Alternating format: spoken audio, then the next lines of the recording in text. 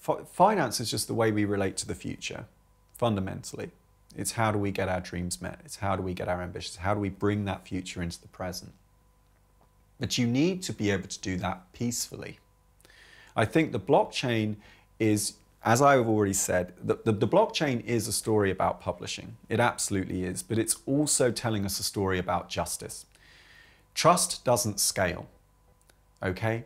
If you're going to deal in a global village, if you're going to relate somehow to these 7 billion strangers on this planet, you're going to need a system that can't be broken. You're going to need a system, a game, a set of rules where everyone has to play by the same rules. Now, traditionally, we have two sets of laws in our day-to-day world.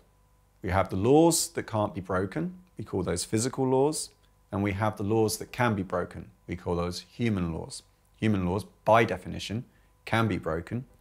In fact, they often are, and it's usually the people that refuse to play any game unless they can cheat that will win, because they, incentivize to scare everyone else into playing by the rules. And these human laws are often used as a tool by the people that would cheat to try and predict the behavior of the honest, right? Because if you know ahead of time how your victim, how your prey is going to behave in the environment, you assume they're going to play by the rules, particularly if you had a hand in writing them.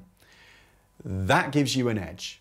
And you only need a very, very small edge in order to make them your prey. And so this is really about the people that control the information. Behavior is based on belief. If you control the information, you control the beliefs. If you control the beliefs, you control the actions, you control the prices of the people. So what we're talking about here is giving everyone the ability to enter into agreements with one another without having to worry whether the other person is playing by a different game to them. And what this enables is the honest. It's about making honesty pay more than fraud. This is a values innovation, not a technological one. People need to understand that this, when people talk about Bitcoin, they always talk about tech, it's fintech, it's all about the buzzword. It's not. All of the tools that Satoshi employs in the implementation of the Bitcoin in the Bitcoin white paper are all tools that were made before the year 2000, right?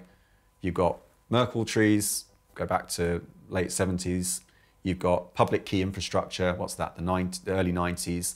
And then you've got proof of work, Adam Back, 97, right? We could have done this 14 years ago if we'd really, really wanted it, but we didn't want it enough. And I think any kind of system that allows two people to enter into an agreement with one another without requiring expensive court systems and expensive legal processes is a very, very powerful thing.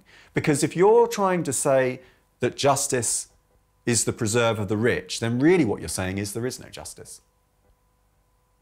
right?